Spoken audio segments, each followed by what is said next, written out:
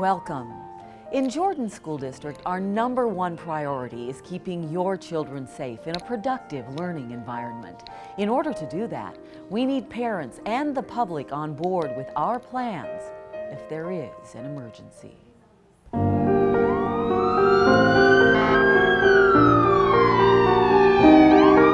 Anytime that a situation comes up, we have a lot of people that we talk to. The police department talks to the fire department, talks to the school district. We all agree that this is something that we need to do at this particular time, and we make a decision based on what's best for the circumstances as they come about.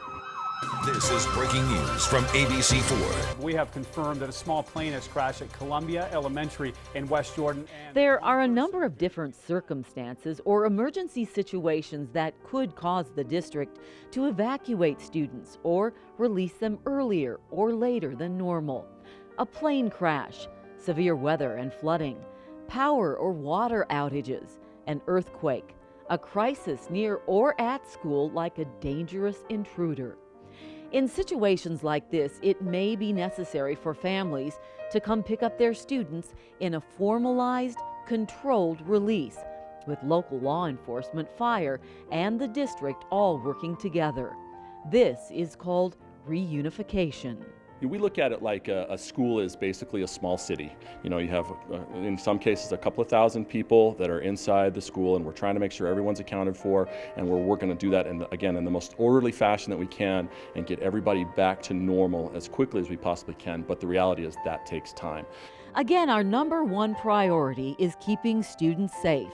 In order to make that happen, we ask that families assist us in 3 ways. Stay home, stay informed, be ready.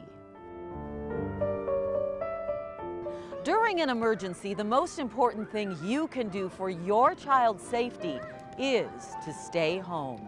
We talk about fight or flight. Parents want to go and see their children and know that they're okay. We understand that. The problem is everybody simply can't go all at once, or no one will get there. During a crisis, law enforcement and school personnel will be working hard to control the situation, and your arrival may distract them from the emergency, endangering yourself and your child. Please do not come to the school. If they suddenly show up at the school and they cause a scene, or there are several people that show up, it causes me to divert resources that I have working on the circumstance that we're dealing with. Instead, we have to go work with the parents and make sure that everything stays in an orderly fashion. Next, families are encouraged to stay informed. The district is committed to providing families information as soon as possible, but in some situations, accurate information can take some time to verify and share. During an emergency, the district will work to notify family members in a number of ways, primarily SkyAlert messages, social media, Facebook and Twitter, the district website, and local media outlets if necessary. We as the police department, fire department, we're going to communicate with Jordan School District. We're going to use social media. We're going to use Skyward. We're going to use the communication channels that you have with the school district to make sure that you can get informed at the earliest possible time with accurate information. Please be sure that your contact information, including phone number and email address, are current in Skyward. If anything needs to be changed or updated, contact your school registrar. Call me as soon as you get this message. Call me as soon as you can. Please don't call or text a student during an emergency, because you may put the student at risk. That if we have a situation that involves a security threat, we don't want to expose where the children are. We don't want phones going off everywhere that make noise that allow someone who's trying to do something harmful to know where your child is.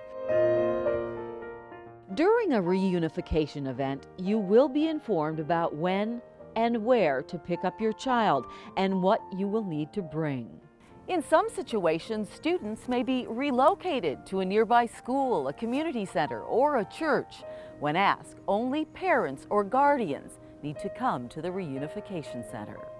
We encourage each family member to send just one adult and patiently follow traffic control instructions from police and district personnel. So watch for those official messages that come from the school and the school district that say, this is what's going on, this is what you need to do. Parents and guardians will need to fill out a reunification checkout card and show a photo ID or passport. You could be asked to do this while waiting in your car, standing in line, or at a secondary evacuation site. If you're waiting at home, you can fill the card out online. Only when the card is filled out completely will you be given instructions on where to go to pick up your child. It's crucial that we have an accountable exchange in which a student is only released to parents, a guardian, or another person that the parent or guardian has identified in Skyward. Make sure that the people that you are allowing your children to be released to are updated. Because if you send your neighbor or your sister to come over and pick up a child and they're not on our list, we're not going to release them to you. Please be patient. This process can take time, in some cases hours. If this is a situation where we're trying to get calm and orderly, that's what's going to help. Being calm and orderly, you need to demonstrate those techniques to your children. The district has no motivation to keep your children. They want them to go home. But we will do that as quickly and as fast as we can.